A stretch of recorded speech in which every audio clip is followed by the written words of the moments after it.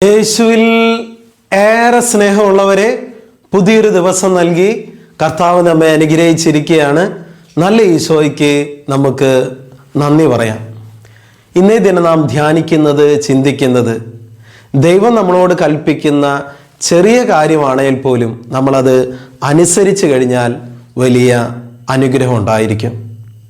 നമുക്കറിയാം, അബ്രാഹത്തിൻ്റെ ജീവിതത്തിൽ ദൈവം പറയുന്നുണ്ട്, അബ്രാം, ഞാൻ കാണിച്ചു തരുന്ന ദേശത്തേക്ക് നീ പോവുക. അപ്പോൾ അബ്രാം എന്ത് ചെയ്യുന്നു? ദൈവം എന്താണോ കൽപ്പിച്ചത്, പറഞ്ഞത് അതേപടി അനുസരിക്കുന്നു. അപ്പോൾ അവനൊരു അനുഗ്രഹമായിട്ട് മാറുകയാണ്. പുതിയ നിയമത്തിൽ നമ്മൾക്ക് കാണുവാനായിട്ട് സാധിക്കും, ഈശോ ശിഷ്യന്മാരോട് പറയാണ്, വള്ളത്തിൻ്റെ വലതുവശത്ത് വലയിടുക, അപ്പോൾ നിങ്ങൾക്ക് കിട്ടും. പ്രിയപ്പെട്ടവരെ, രാത്രി മുഴുവൻ അധ്വാനിച്ചിട്ട് അവർക്കൊന്നും ലഭിച്ചില്ല. പക്ഷേ ഈശോ ഒരു ചെറിയ കാര്യം പറഞ്ഞത്, വള്ളത്തിൻ്റെ വലതുവശത്ത് വലയിടുക. ഒരുപക്ഷെ ആ രാത്രി അവർ വലതും ഇടതൊക്കെ വലയിട്ട് കാണും, പക്ഷെ അവർക്കൊന്നും ലഭിച്ചില്ല. പക്ഷേ ഈശോ പറഞ്ഞത് അതേപടി വിശ്വസിച്ച് അവർ വലയിറക്കിയപ്പോൾ അതിൽ ഒത്തിരി മീനുകളുണ്ടായിരുന്നു, സമൃദ്ധി ഉണ്ടായിരുന്നു. പ്രിയപ്പെട്ടവരെ, ഈശോയെ അനുസരിച്ചപ്പോൾ അവിടെ അനുസരണമുണ്ടായി. ഇതുപോലെ പ്രിയപ്പെട്ടവരെ, നമ്മുടെ ജീവിതത്തിൽ കർത്താവിൻ്റെ വചനം അനുസരിച്ച് കഴിഞ്ഞാൽ, കർത്താവിൻ്റെ സ്വരം കേട്ട് നമ്മുടെ ജീവിതത്തിൽ ആ കാര്യങ്ങൾ അനുസരിച്ച് കഴിഞ്ഞാൽ വലിയ അനുഗ്രഹം ഉണ്ടായിരിക്കും. ഞാനിപ്പോൾ ഓർക്കുന്നുണ്ട്, ഞാനൊരു പള്ളിയിലായിരിക്കുന്ന സമയത്ത് വർഷങ്ങളായിട്ട് മക്കളില്ലാത്ത ദമ്പതിമാർ എന്നെ കാണാനായിട്ട് വന്നു. അപ്പോൾ അവരോട് ഞാനൊരു ചെറിയ കാര്യമാണ് പറഞ്ഞത്. അവിടെ ആ ദേവാലയത്തിൽ മാതാവിൻ്റെ ഒരു നല്ല ഗ്രോട്ടോയുണ്ട്.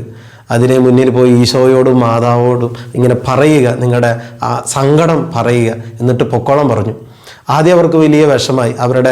അവരെ പറഞ്ഞയച്ച വ്യക്തികളോട് അവർ ഫോൺ വിളിച്ച് പറഞ്ഞു, അച്ഛൻ്റെ അടുത്ത് ഇത്രയും ദൂരം പോയിട്ട് അച്ഛനാകെ പറഞ്ഞ് ഈ ചെറിയ കാര്യം, അവരൊത്തിരി സംസാരിക്കുന്നൊക്കെ വിചാരിച്ചു. പക്ഷേ പ്രിയപ്പെട്ടവരെ, അപ്പോൾ അവരെ പറഞ്ഞയച്ച വ്യക്തികൾ പറഞ്ഞു, ഒരു വൈദികൻ പറഞ്ഞതല്ലേ, നിങ്ങൾ അതേപടി അനുസരിക്കുക. അങ്ങനെ പ്രിയപ്പെട്ടവരെ, അവരവരുടെ സങ്കടം, മക്കളില്ലാത്ത അവസ്ഥ പരിശുദ്ധ അമ്മയോടും ഈശോയോടും പറഞ്ഞു. അങ്ങനെ അവർ തിരിച്ചുപോയി. ആ മകൾ പ്രഗ്നൻ്റായി, കുഞ്ഞിനെയൊക്കെ ലഭിച്ചു. പിന്നീട് ആ സന്തോഷ വാർത്ത ഞാൻ അറിയാനിട വന്നു.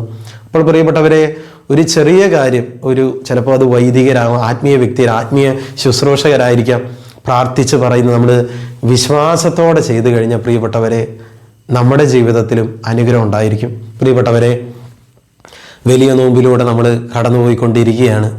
ചിലരൊക്കെ പറയാറുണ്ട്, ഞങ്ങൾ ദൈവത്തിൻ്റെ സ്വരം കേട്ടിട്ടില്ല. പ്രിയപ്പെട്ടവരെ, ദൈവത്തിൻ്റെ സ്വരം കേൾക്കാനുള്ള ഒരു വഴിയാണ് കർത്താവിൻ്റെ വചനം തുറക്കുക. നമ്മളോട് പറയാനുള്ള എല്ലാ കാര്യങ്ങളും ഈശോ, ദൈവം ആ ബൈബിളിൽ പറഞ്ഞിട്ടുണ്ട്. അപ്പോൾ നിൻ്റെ ജീവിതത്തിൽ ഒരു തീരുമാനമെടുക്കാൻ, മുന്നോട്ട് നീങ്ങാൻ, ഒരു പ്രതിസന്ധിയിൽ കർത്താവിൻ്റെ വചനം തുറക്കുക. കർത്താവിൻ്റെ വചനം നിന്നെ സഹായിക്കും. ആ പറയുന്ന വചനം നീ അനുസരിക്കുക, അനുഗ്രഹം ഉണ്ടായിരിക്കും. കൃപയ്ക്ക് വേണ്ടി പ്രാർത്ഥിക്കാം. നല്ല ഈശോയെ, ഈ സന്ദേശം കേട്ടുകൊണ്ടിരിക്കുന്ന ഓരോ മക്കളെയും ആശീർവദിച്ച് അനുഗ്രഹിക്കണമേ എന്ന് പ്രാർത്ഥിക്കുന്നു. ദൈവം ഞങ്ങളോട് പറയുന്ന കാര്യങ്ങൾ അനുസരിക്കുവാൻ, അതിലൂടെ അനുഗ്രഹം പ്രാപിക്കുവാൻ ഞങ്ങൾക്ക് കൃപ നൽകണമേ.